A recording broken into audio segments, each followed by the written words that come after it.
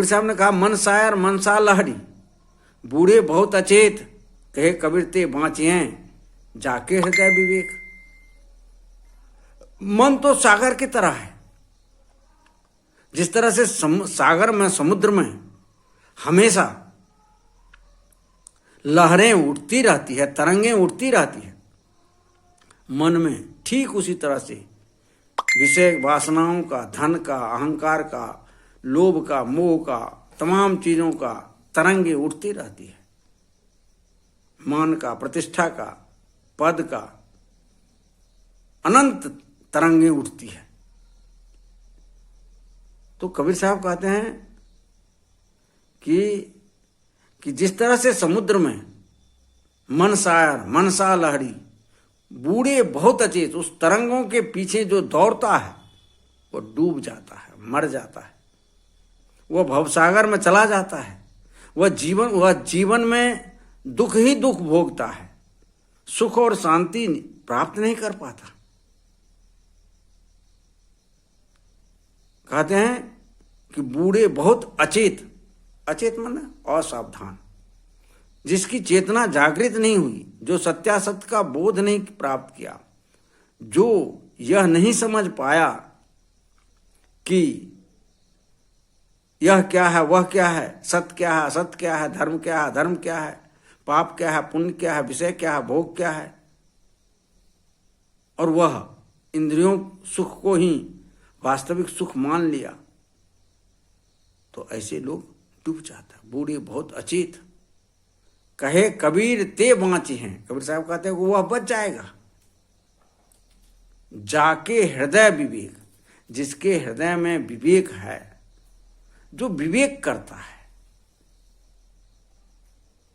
जो हमें क्या करना है, क्या नहीं करना है, कौन सत्य है, कौन असत्य है, कौन हमारे लिए जीवन में सुखदायी है, कौन दुखदायी है, वह बच जाएगा।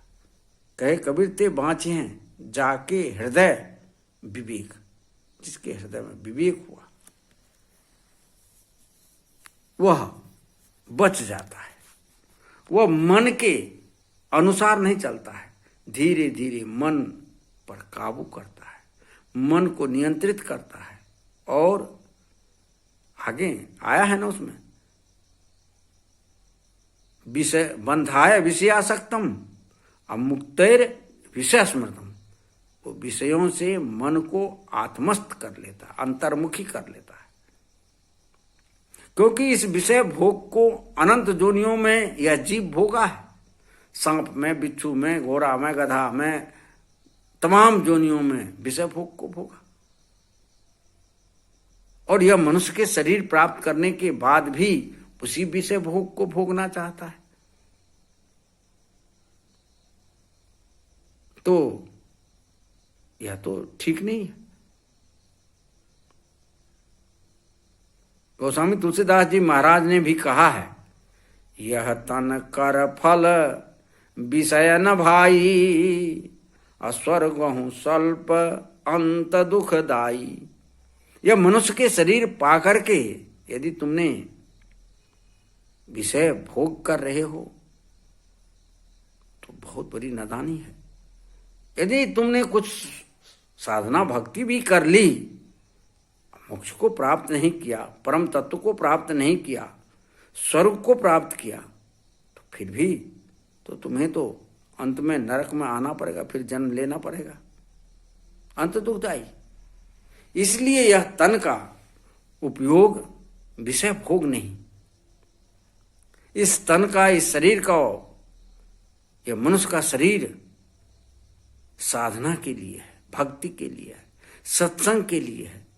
गुरु के सानिध्य प्राप्त करके, गुरु को अपने तन मन धन समर्पित करके अपने त्रिताप से मुक्त होने का है। जब शिष्य पर, जीव पर गुरु की कृपा हो जाती है तो उसका भवबंधन कट जाता है, उसका मन शांत हो जाता है, उसके मन के सभी विकार खत्म हो जाते हैं।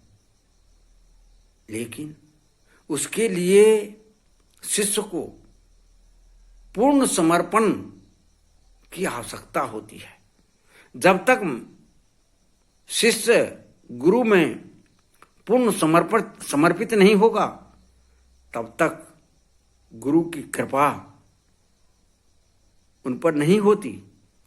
और जब गुरु की कृपा नहीं होगी तो उसका जन्म जन्म का दुख, जन्म जन्म का पाप नहीं मिटेगा। इसलिए जब वह अंतर्मुखी होकर के गुरु के चरण में पूर्ण समर्पण कर देता है, तो गुरु उसके भीतर के समस्त विकारों को अपनी कृपा के द्वारा, अपने ज्ञान के द्वारा हरण कर लेता है और उसे शाश्वत स्वरूप प्रदान करते हैं। इसलिए तब उसका मन विषय से मुक्त होकर के आत्मस्थ हो जाता, अंतर्मुखी हो जाता है। इसके लिए और भी बहुत से साधन सद्गुरु कबीर साहब ने बताया है, जिसकी चर्चा आगे मैं करूंगा। आज इतना ही, क्योंकि समय बहुत हो गया है। इस पर अगले दिन इस पर चर्चा करेंगे। बोलिए सद्गुरु देव की जय।